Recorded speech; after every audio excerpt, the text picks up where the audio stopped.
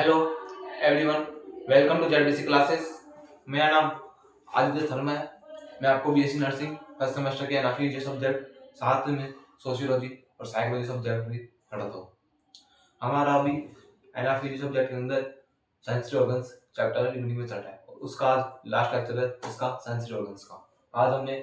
आज हम एक और सिस्टम कवर कर लेंगे एनाफीजियो का, जिसका नाम है सेंसरी ऑर्गन्स। सेंसरी ऑर्गन्स हमारा लास्ट लेक्चर है। आज हम सेंसरी ऑर्गन्स को भी कंप्लीटली कर लेंगे। हमने सेंसरी ऑर्गन्स के अंदर आई को, ईयर को कवर कर लिया और लास्ट लेक्चर के अंदर स्किन को स्टार्ट किया था। और आज स्किन की सेकंड पार्ट है और लास्ट लेक्चर है इसका, स्किन का भी और सेंसरी ऑर्गन्स का भी। हमने सेंसरी ऑर्गन्स के अंदर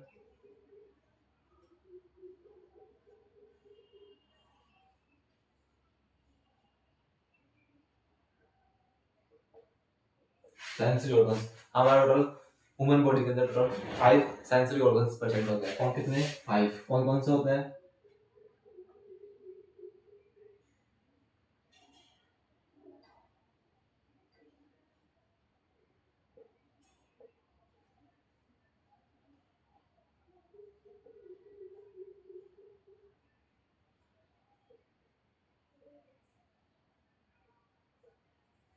टोटल 5 सेंसरी ऑर्गन्स होते हैं जो हमारी ह्यूमन बॉडी के अंदर प्रेजेंट होते हैं। आई, ईयर, स्किन, नोज, टंग। जिसके अंदर मैंने आपको आई को कवर करवा दिया, ईयर को भी कवर करवा दिया और स्किन का भी आज फिनिश हो जाएगा। और बचे नोज और टंग। इसको हम नहीं लेंगे, क्यों? क्योंकि नोज को हमने रेस्पिरेटरी सिस्टम के अंदर कवर कर लिया और टंग को हमने डाइजेस्टिव सिस्टम के अंदर कवर कर लिया। ठीक है। और आई, ईयर, स्किन को हमने सेंसरी ऑर्गन के अंदर इंक्लूड करके देख लिया कंप्लीटली।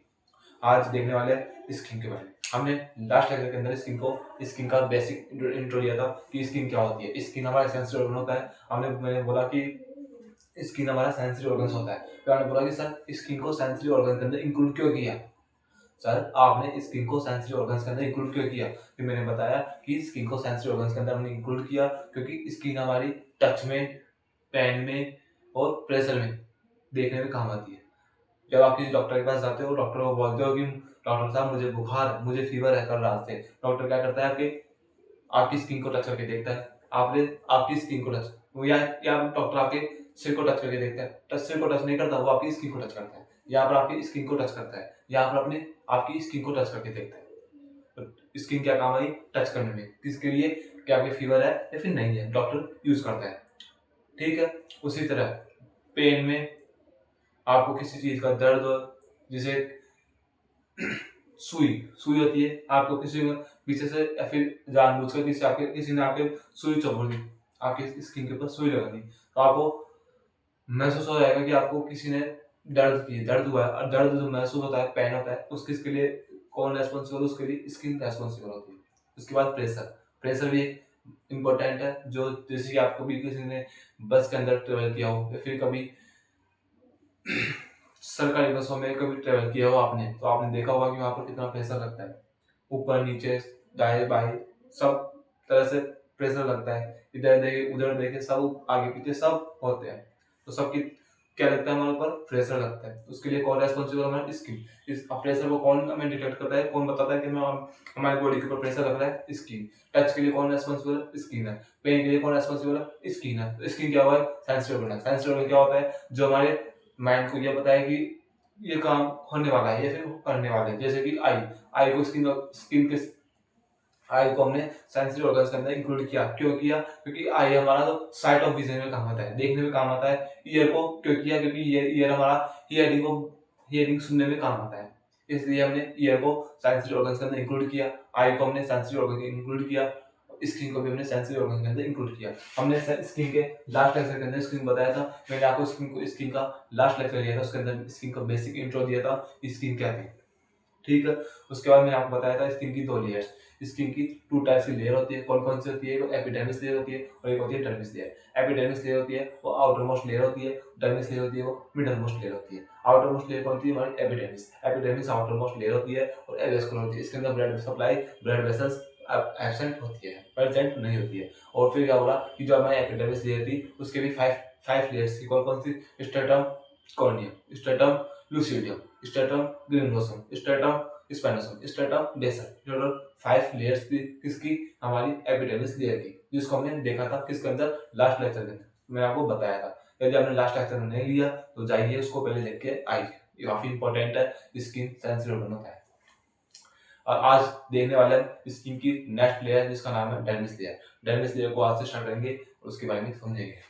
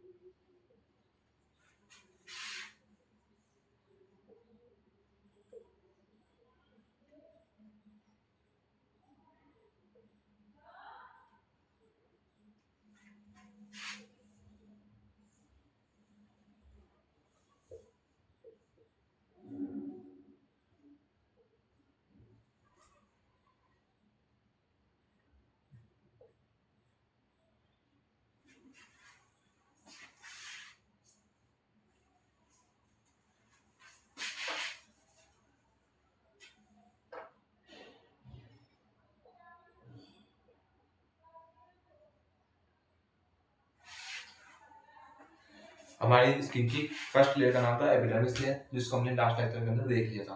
अब जो नेक्स्ट लेयर है या फिर सेकंड लेयर है इसकी स्किन की, उसका नाम है डर्मिस लेयर। क्या नाम है? Dermis layer. इसको आज देखने वाले हैं। डर्मिस लेयर क्या हमारी मिडल मोस्ट लेयर होती है किसकी, स्किन की हमारी मिडल मोस्ट लेयर होती है कौन, हमारी डर्मिस। अब dermis layer middle most layer है तो कहाँ प्रेजेंट है, एपिडर्मिस लेयर के नीचे प्रेजेंट होती है। एपिडर्मिस लेयर के नीचे प्रेजेंट है तो कहाँ लिखेंगे कि it is situated in inferior side of epidermis.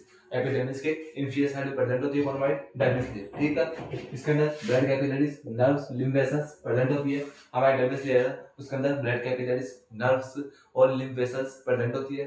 फिर हमारी जो डर्मिस लेयर है वो भी 2 लेयर्स के अंदर डिवाइड होती है। जिस तरह हमारी एपिडर्मिस थी वो 5 लेयर्स के अंदर डिवाइड थी। Stratum corneum, stratum lucidum, stratum granulosum, stratum spinosum, stratum basale में। उसी तरह डर्मिस लेयर है वो भी 2 टाइप की लेयर्स के अंदर डिवाइड होती है। कौन कौन सी? पेपिलरी लेयर और रेटिकुलर लेयर। कौन कौन सी लेयर में? पेपिलरी लेयर के अंदर और रेटिकुलर लेयर के अंदर।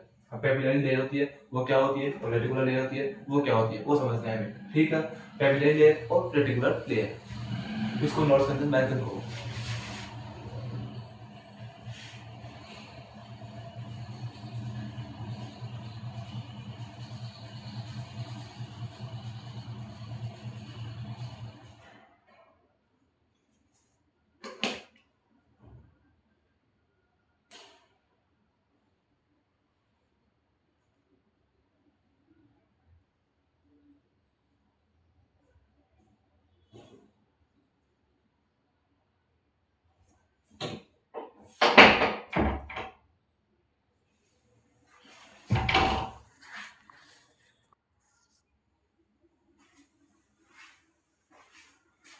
Okay complete. नोट्स के अंदर मेंशन कर लिया डर्मिस लेयर की टू टाइप्स की लेयर होती है, कौन कौन सी, पैपिलरी लेयर और रेटिकुलर लेयर। अब देखेंगे पैपिलरी लेयर क्या होती है और रेटिकुलर लेयर क्या होती है। ठीक है,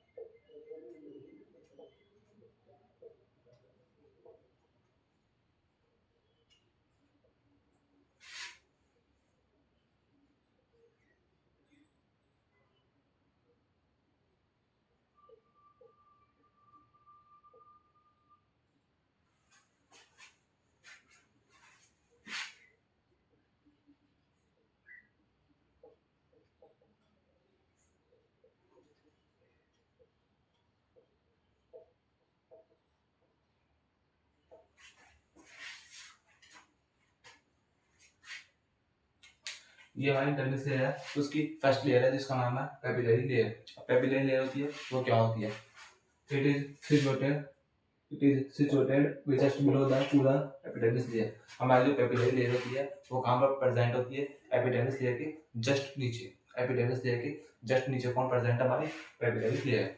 आई मीन बोले तो स्ट्रेटम बेसल होती है। स्ट्रेटम बेसल किसकी लेयर है, एपिडर्मिस की। एपिडर्मिस की स्ट्रेटम बेसल लेयर के जस्ट नीचे कौन सी लेयर प्रेजेंट है, पैपिलरी लेयर प्रेजेंट होती है। ठीक है, अब इस it is upper layer of dermis layer, जैसे कि एपिडर्मिस लेयर थी। एपिडर्मिस लेयर की सबसे अपर मोस्ट लेयर, ऊपर वाली लेयर का क्या नाम था, स्ट्रेटम कोर्नियम, और नीचे वाली लेयर का क्या नाम था, इंफीरियर लेयर का स्ट्रेटम बेसल। उसी तरह जो डर्मिस लेयर है, डर्मिस लेयर की अपर लेयर का क्या नाम है, पैपिलरी लेयर, और इंफीरियर लेयर लोअर लेयर का क्या नाम है, तो बोलोगे रेटिकुलर लेयर। ठीक है, तो पैपिलरी लेयर है वो क्या है, upper layer of dermis. Dermis layer की अपर अपर पार्ट होता है, अपर लेयर होती है। ठीक है, it's content loose connective tissue. Most important है, एमसीक्यू क्वेश्चन पुट अप होगा कि जो पैपिलरी लेयर होती है वो कौन से टिश्यू से मिलकर बनी होती है, तो बोलोगे लूज कनेक्टिव टिश्यू से मिलकर बनी होती है। कौन सी हमारी पैपिलरी लेयर होती है, वो लूज कनेक्टिव टिश्यू से मिलकर बनी होती है। ठीक है, याद करना, एमसीक्यू आएगा यहाँ से, इंपॉर्टेंट है। It's main function nutrient supply देती है, ब्लड सप्लाई देती है और सेंसरी परसेप्शन देती है। हमारे सेंसरी परसेप्शन में और ब्लड सप्लाई में और न्यूट्रिएंट सप्लाई के अंदर काफी इंपॉर्टेंट रोल प्ले करती है हमारी पैपिलरी लेयर। पैपिलरी लेयर होती है वो एपिडर्मिस के नीचे जस्ट नीचे प्रेजेंट होती है, लूज कनेक्टिव टिश्यू की बनी होती है, न्यूट्रिएंट सप्लाई, ब्लड सप्लाई और सेंसरी परसेप्शन में काफी इंपॉर्टेंट रोल प्ले करती है। ठीक है, ये थी हमारी डर्मिस लेयर की फर्स्ट लेयर जिसका नाम था पैपिलरी लेयर। इसको नोट्स में मेंशन करो।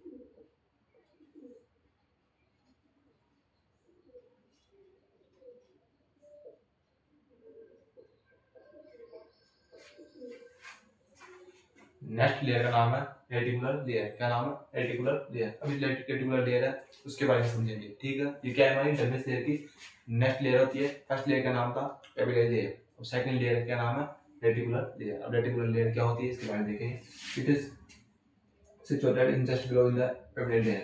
Papillary layer डर्मिस लेयर की फर्स्ट लेयर की जो कहाँ प्रेजेंट है? अपर साइड में। और पेपिलरी लेयर है उसके नीचे कौन प्रेजेंट है? हमारी रेटिकुलर लेयर प्रेजेंट होती है। पेपिलरी लेयर के जस्ट नीचे कौन सी लेयर प्रेजेंट होती है? रेटिकुलर लेयर प्रेजेंट होती है, ठीक है। फिर it is lower layer of dermis layer. Dermis layer की लोअर लेयर होती है। कौन सी हमारी रेटिकुलर लेयर होती है? वो डर्मिस लेयर की लोअर लेयर होती है। आई मीन नीचे की साइड प्रेजेंट होती है। कौन हमारे डर्मिस लेयर की? Reticular layer. रेटिकुलर लेयर होती है जो हमारे डर्मिस लेयर के नीचे प्रेजेंट होती है। डर्मिस लेयर के ऊपर कौन प्रेजेंट है? Papillary layer. और डर्मिस लेयर के नीचे वाली साइड के ऊपर कौन नीचे नीचे कौन प्रेजेंट है? तो बोलोगे लोअर लेयर प्रेजेंट होती है, ठीक है। It's content dense connective tissue, काफी इंपॉर्टेंट है। जिस हमारी जो पेपिलरी लेयर थी वो कौन से टिश्यू से मिलकर बनी होती है? तो बोलोगे दोस कनेक्टिव टिश्यू से मिलकर बनी होती है। कौन सी? हमारी पेपिलरी लेयर, ठीक है। अब जो हमारी रेटिकुलर लेयर होती है, रेटिकुलर लेयर वो कौन से टिश्यू से मिलकर बनी होती है? तो बोलोगे डेंस कनेक्टिव टिश्यू से।